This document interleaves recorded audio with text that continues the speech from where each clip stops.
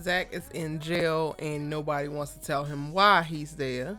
Karen got a little bit of attitude for Aaron. And Fatima is starting to process the fact that she potentially could not be Zach's first child's mother. What's good, y'all? It's your good sister Erica Vane coming to you right here on Erica Vane TV with another Sistas video. Erica Vane TV is your #1 source for Sistas content, having all of the amazing conversations sparked by this phenomenal hit show. You should really join the tribe by hitting subscribe and turn on your bell notifications so that you don't miss out on any of my Sistas videos. In this video, we're talking about episode 9, Counterpunch of season 4. So without further ado, let's go ahead and get into it. Y'all, Fatima showed up in this episode as she typically does. Like, at this point, it is nothing new that she is just one of the most solid characters that we have seen come out of Tyler Perry Studios, but specifically on this series, she's dope. We do have a few moments where she is able to disclose how she really feels about Karen and the pregnancy, her questions of if it's actually Zach's baby, and then also having a little intimate moment of like, dang, I really wish I was the one having his baby, or I wanted to be the one having his baby. And I thought that was very real. Honestly, it was a response that I was looking for when he first told her, but when she responded very calm and mature and grounded and was just like, this is life, we just gonna live it, I ain't tripping, I was like, okay girl, well maybe, you know, that ain't your ministry. Maybe, you know, feeling a moment of jealousy or feeling a moment of like, why isn't that me, or why her, maybe that's just not something that is for Fatima to do. But in this episode, Tyler Perry doubles us back and allows for her to go through that thought process and kind of express that to Andi. What I will say is that I appreciated how Andi handled the conversation in this episode, because in previous episodes she just really was giving flake, really giving inconsistent. And while I don't think that she's still a stellar friend, like while I still think that there's so much work that she has to do in reference to being a really good friend, and we're gonna talk a little bit more about that in this video, I think that, you know, her taking a second and being like, all right, wait a minute now, Karen is my friend, is like what I was looking for her to do episodes prior. Like, just really create a little bit of a boundary and start to cultivate a real culture for how she's going to show up and be both girls' friends. Because I don't think that Fatima was wrong for what she said, had it not been said to Andi and she was just saying it with another girlfriend. Unfortunately, we haven't seen any other girlfriends as of yet. Cannot wait till the Fatima special comes, or the Fatima spinoff comes, so that we can get a little bit more backstory and have a little bit more fuller explanation of Fatima and get to see her in her element with her friends. But what she was saying was a very real thing. This is part of her process and what she's going through with this man that she's now deeply in love with. So I don't actually have a problem with her questioning if the baby was actually Zach's, or saying that she wished the baby, that she was actually having his baby and not Karen, and all of the things that she talked about, because it's very real and those feelings, they manifest in this particular situation. I just think it gets a little tricky, a little touchy, because it's actually Andi who happens to be this other woman's best friend, or supposed best friend. Now, when I said about Andi, like speaking about her being a friend, y'all, I am still stuck on the fact that none of her friends congratulated her, Karen, about this baby. And then when Andi decides to hop her behind up and leave that law firm where she ain't doing any damn work any goddamn way and go over to Karen's hair mastery and bother her, she is doing so that she can ask Karen basically for permission to do something that she knows Karen is not going to actually green light her to do, and then gets annoyed with Karen's response, but she already knows Karen's response, and all the while she has not actually really checked on her pregnant friend. Did you really drive over here in this little raggedy Rolls Royce that you're so excited about to ask me about the penthouse and ask me about Gary and giving him another chance and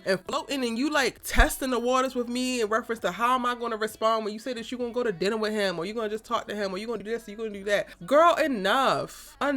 If you really want to take Gary back, take him back in silence. Take him back on your own. Validate your damn self and leave Karen out of it. She is pregnant. We have bigger fish to fry than Gary Borders, boo-boo. If you're going to take him back, but be quiet about it, Danny. God. Ooh. Y'all, I'm really on the fence right now when it comes to Andi, because I just want off of this roller coaster. I want off of this hemming and hawing of her trying to figure out if she's going to actually take Gary back or not. Gary, literally, in the conversation that she has with him, he is so smug. What, you don't trust yourself? We could just sit there and be quiet. We could just lay in silence. He literally don't think that nothing is wrong. He don't think that nothing has changed. He thinks that he literally only has to wear her down and continue to buy her stuff, and sooner or later she's just gonna crack. And she can't even see that. She can't even see how little value he actually placed on her and her boundaries and her respect. Golly, Andi, you so weak in the knees. Stand up. Stand up. Y'all friend stresses me. I'm sorry. She just really does. Watching her pine and him and haw, and she breaks down in this episode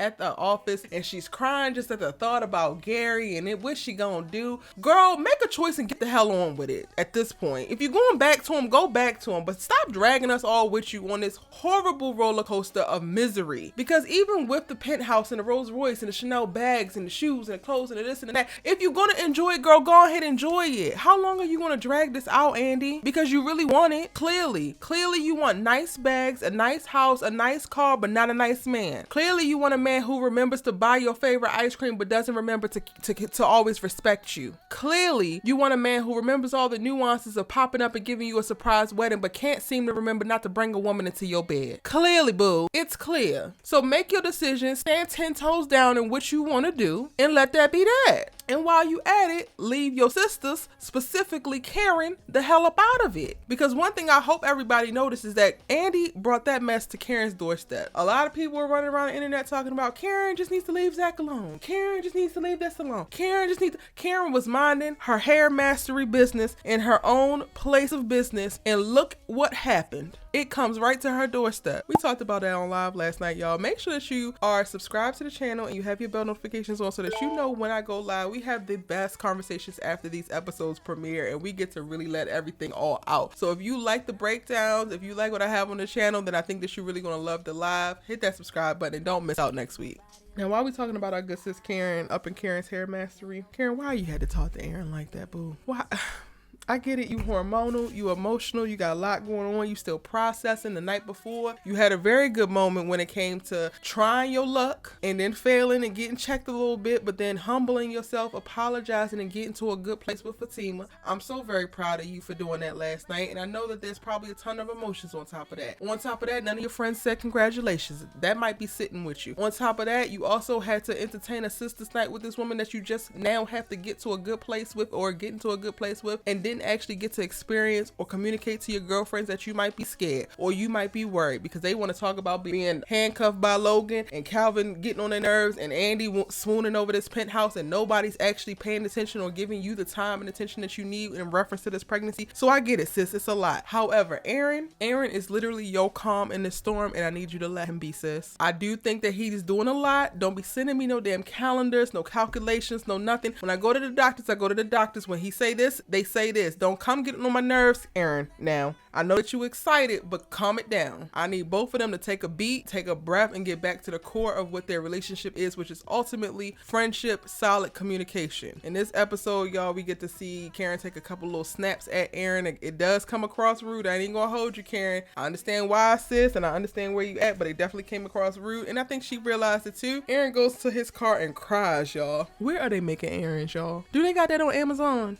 Because I'm just saying, I think I want to pick up one. I was not on the Aaron train for quite a bit. I think I was holding his wife against him for a very, very long time and all of the shenanigans that she brought into his life. However, Aaron is a rare type of dude. He is a dude that you need to cherish and respect and love. And the fact that he is so emotionally available. Shout out to the subbies who was in a live last night who made a point of noting that Aaron is emotionally available. And it is so very true. It's little moments like the moment of him crying in the car, or back when he actually had the whole bout of falling off the wagon. Those are the moments where it's like, okay, he's kind of focused on himself, or he's steeped in whatever he got going on. But for the most part, 98% of the time, Aaron is prioritizing Karen's feelings. And in a situation or in a circumstance where her closest friends aren't doing that, her baby daddy ain't doing that. Hell, she barely is doing that because she's thinking all about all this other stuff and not actually really getting centered with herself and figuring out what is going to bring her the most peace and calm. You need somebody like Aaron, boo, to be like, all right, are you good? Have you eaten? Do you need to talk? Can I rub your feet? What do you need?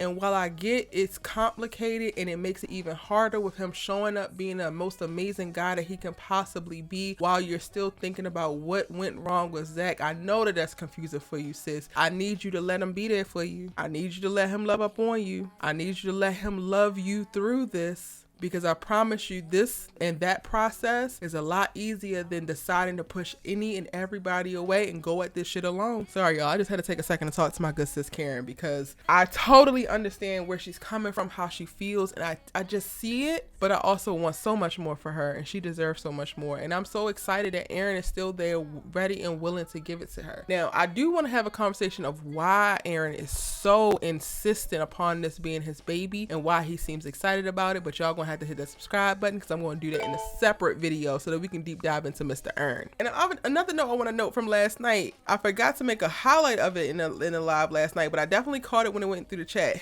A lot of people were saying that Karen is jealous of Andi. I did a video about that. Go ahead and check it out, because I don't believe that's the case, and that's all the reasons why. But one thing that's not in that video that I do want to note here is that yes, Gary has money, but so does Aaron. If Karen wanted Aaron to buy her whatever the hell she wanted, she could get it. This man is crying in her parking lot, y'all. She could get whatever she wants from this man. Yeah, I did that pause for a reason. I want you to let that sit on you. In other non-exciting news, Q is back being a menace, breaking into Maurice's house. Calvin walks in on him, and then Calvin got a call to Maurice thinking that Maurice let him in, and clearly that did not happen. But early in the episode, Maurice is sitting up there defending Q to Sabrina.